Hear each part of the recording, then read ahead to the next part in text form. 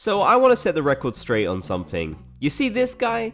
This tomato fella? This actually isn't the last new item you can get in New Horizons. I feel like I've heard a lot lately about how this is the very last new item available that players who don't time travel could have obtained, but this isn't the case.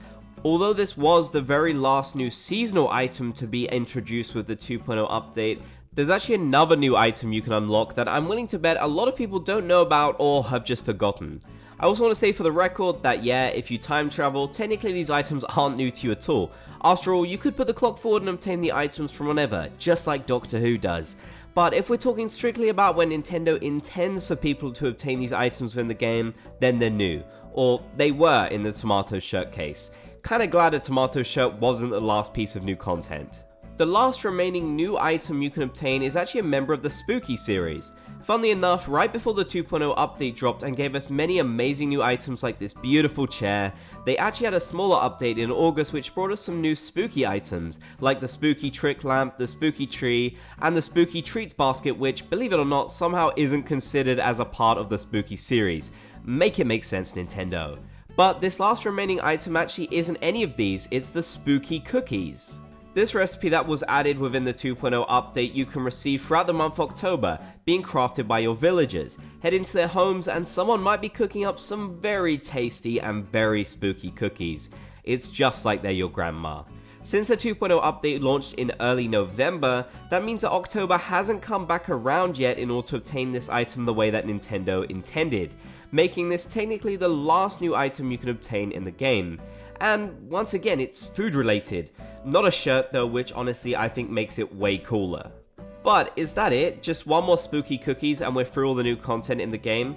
Well, technically no, there are some other small pieces of content here and there that you probably haven't experienced yet still remaining. Nintendo introduced Zodiac figurines to collect for many years to come within an update actually beyond 2.0, meaning you could still keep getting some new content each New Year's event in the game. Kinda nice. We've also yet to see whether Nintendo will introduce more balloon arches into the game for the remaining years up until the game's clock no longer works. They gave us a 2021 and 2022 arches, but will we get a 2023? I guess only time will tell, literally. Nintendo is also still updating the new Switch Online feature which allows you to collect villagers and use them as your profile picture. Yeah, it's not content within the game itself, but hey, at least they haven't completely forgotten that Animal Crossing exists.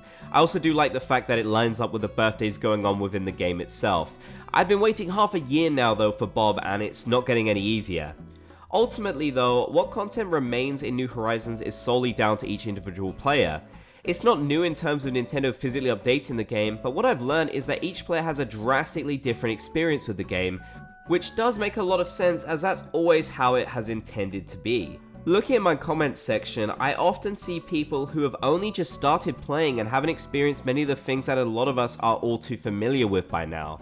I kinda miss that feeling of everything feeling new and exciting, but that's bound to happen with any game, even though New Horizons still does have a lot of missed potential in my opinion. I mean, come on Nintendo, this game practically prints money. Although we've basically made our way through all the new content offered us with the 2.0 update now, I still think there are a lot of ways to enjoy and experience New Horizons even as a veteran player. For example, restarting or flattening your island could be a good way to get a new perspective on the game. Maybe trying an entirely different island theme or a way of decorating could bring some of that excitement back.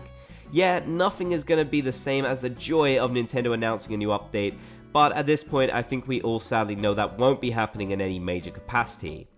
Still, seeing players being so creative with the game even now and designing new challenges to play and such makes me feel pretty happy honestly. Some of us will always want more from this game, but the fact that there are people still out there finding new ways to play and enjoy New Horizons shows me that it isn't going anywhere anytime soon. Hopefully Nintendo will look at this and it will give them a different perspective for whatever the next game in the franchise is. But let me know in the comment section down below, what are you doing currently to enjoy your time in New Horizons? Maybe you've given yourself a new challenge or an island theme, maybe you restarted or flattened recently. Definitely let me know. If you made it to the end, then be sure to comment Bob's Gang down below so I know that you did. If you enjoyed, be sure to leave a like, and if you haven't already, be sure to subscribe and turn on channel notifications for more Animal Crossing content. I want to say thank you to these channel members for supporting me and the content that I make here. Their contributions allow me to keep making videos.